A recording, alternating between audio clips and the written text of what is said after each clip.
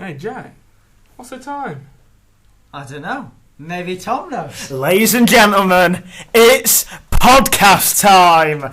Hello and welcome to another fantastic episode of blahdblah with me, Tom Feeney. Me, Dale Harris. And me, Jack Elliott. Welcome to Blah. Blah. And let's start with the first segment. We have this every time now. We're getting into a nice little routine. It's called News of the Week. Jack, what's your news story of the week? I've got a perler of a story here. Is it top notch? It is top notch. It is top notch. Thank you very much. The Gaza Marathon, as you probably don't know, it's in its second year. It's starting tomorrow, and Gaza's the only representative from Gaza in the London 2012 Olympics. He's using the Gaza Marathon as training. What for? For the marathon, for the 2012 Olympic marathon. Yeah, he's well, good on. competing in that. What a fantastic story that is. Well, did he say he's the only? Only representative from. That's going to be a bit low. Yeah. But he's got no much competition, has it? No, he hasn't. Well, of course not the only. Competitor in the race, Dale. No, I was talking about, out in Somalia, when each country has a flag bearer, and when athletes go around do a lap round the track, don't they? Like walking. There's not going to be much competition of who's going to carry the flag if he's their only representative. You make a very good point there, Dale. Thank you very much. Yeah, but it's a little bit personal, this actually, because it's one of my dad's great lifetime ambitions to run the Gaza Marathon. Oh. Well, he ran the Soweto Marathon 4 years ago. Did it in 4.5 hours, I believe. Oh. Was your dad a running fan? He is. Yeah? He is a bit of a running fan. I'd say it must be if that's one of his ambitions in life. I mean, he's done a few marathons. Very good.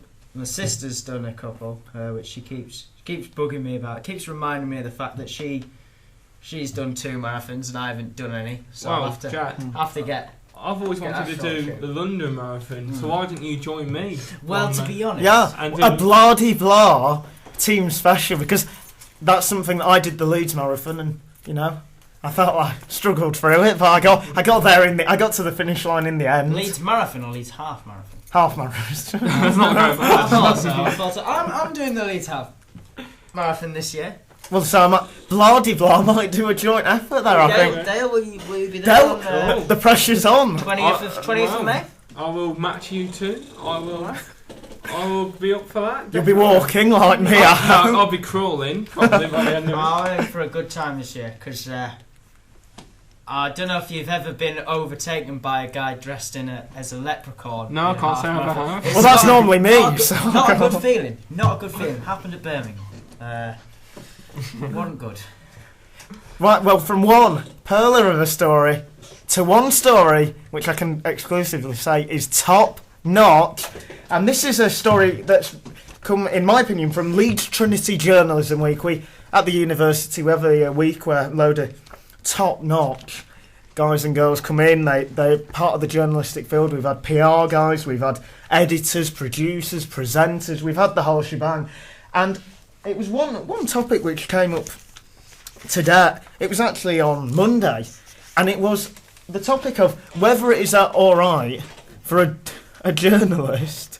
I don't know what is Dale laughing at. What are you? To break the law. Dale's looking at a radiator. I don't know what he's doing. But anyway, you're not tripping, are you? It wouldn't surprise me with Dale. But this is a topic which, of course, we're up and coming journalists. We are the future, as I would hashtag on Twitter if you read my Twitter account @Thomasini. Nice little plug there. And these people who have said it is okay to break the law to get a story. And I think the main thing which is used, the main example, is the expenses scandal. And it was we broke the law. Rachel Brooks broke the law. Rebecca Brooks broke the law. I'm getting the names wrong. I'm looking at a Rachel on Twitter. Break the law. to get this story, which in the end uncovered more wrongdoing than one person breaking the law. Guys, what are your thoughts? I agree with, I think it was Chris Tate, News of the World journalist. And it was also Mark Easton. But no, BBC. I'm about to say a quote. Oh, okay. Who said along the line, I think Easton said it as well, along the lines of... Not a direct quote then. Well, I don't want to get accused of misquoting, but they said if it's in the public interest to break the law, then the journalist should do so. And to an extent, I agree with that. Wouldn't on the public, aren't they glad that they found out about stuff like the expenses scandal and even phone hacking as well? Yeah. Well, I think that it was very interesting when you hear from both sides of the spectrum, because you've got those who are saying, yes, break the law, if it'll uncover wrongdoing, and yet you've also got those who have come in, in the last few days and said, it's wrong to break the law, try your absolute best not to, and some people saying that they've never broken the law. I think... But are they going to admit to it? Anyway.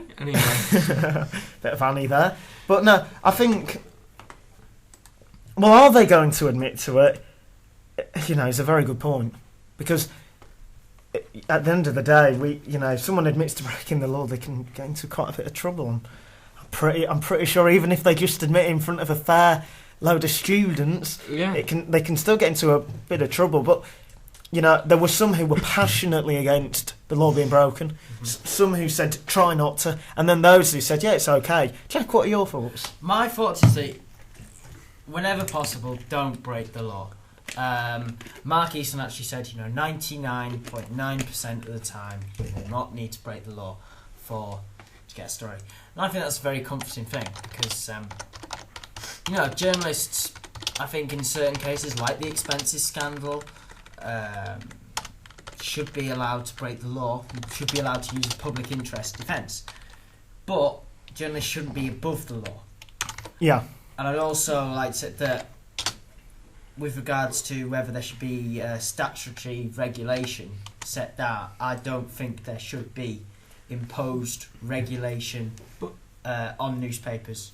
But do you not think that some of the good stuff that's came out with maybe not just breaking, maybe bending the law, the rules slightly, but in the public interest, it's been worthwhile. Yeah. I think to discourage journalists from breaking, not to encourage them breaking the law, but discourage them from doing anything. Bending the rules, yeah. Then it's going to be a bit boring journalism, isn't it?